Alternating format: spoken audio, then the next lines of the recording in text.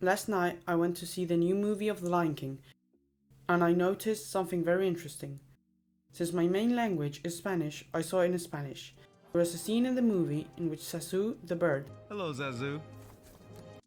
says something along the lines of "Soy solo un calao," thing that left me thinking, because Zazu isn't actually a calao. So I started investigating if he really was one, or if there was a problem with the movie and they had confused two very similar species.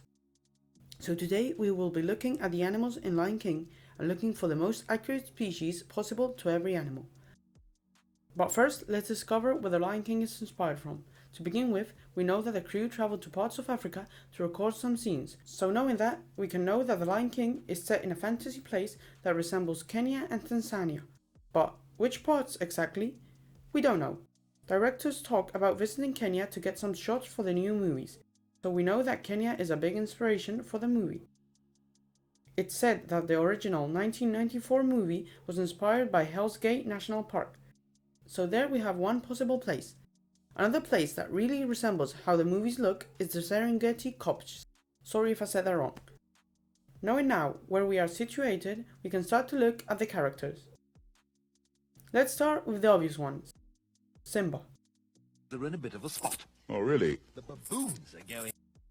Scar. Run away, Simba. Mufasa. Everything the light touches is our kingdom.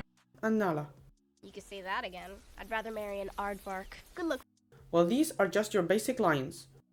Or are they inspired by a specific type of lion? Well, investigating a little bit, I could find out some clues. We will start with the females. Over the years, there have been many female characters in the Lion King's universe, but there hasn't been much difference between the females in the movies. So we can say that they are inspired mainly by a generic lion. But when we go to the male lions, we will start with the three main ones, Simba, Scar and Mufasa. Well, we can see the difference between these lions mainly by their manes and their size. To explain the difference between them, we have to first understand how a lion's mane works. Well, there are three main things that are said about a lion's mane. The first is that it helps them reduce injuries and the severity of them. There is some debate whether this is true or not, but it is mainly credited to be true. The second and third fact about a lion's mane goes along, and those are that a lion's mane's color depends on the amount of testosterone that a lion has. That's why lions tend to have darker manes the older they are. The third fact is that lions with darker manes tend to be much more capable fighters than those with lighter color manes. It is widely considered that they are better fighters due to having more testosterone, so there is a correlation between darker mane and more fighting capabilities. So here's when we see a very interesting fact about the movies. Scar in the animated movies has a very dark mane, and Mufasa has a completely red mane. But when the new CGI movies came out, a lot of people criticized Scar's design. But when we see the change of the design, this is a slight approach into how a less powerful lion would actually look like. I would say that when the original movies came out, Scar was portrayed as a bad and evil character. So Disney decided to make it dark to accentuate the evil part of the design. And Mufasa and Simba were made to be this brighter color so they looked more majestic and imposing. But when the new movies came out, Disney had more knowledge about how lions work, so they changed Scar's design, and you can now see in the new movies how he is a small and short mane lion, and Mufasa is big and has a longer mane than Scar. So now we can see how their designs resemble their lives. The Scar design is a fairly smaller lion and has a smaller mane. That shows his struggles and the life he's lived. I wouldn't dream of challenging you.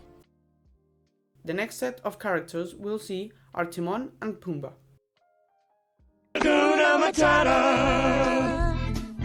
This odd pair of animals are pretty simple. Timon is a meerkat and Pumbaa is a warthog, or African boar. There's no direct relationship between meerkats and warthogs, or at least there's no evidence to support this fictional pairing.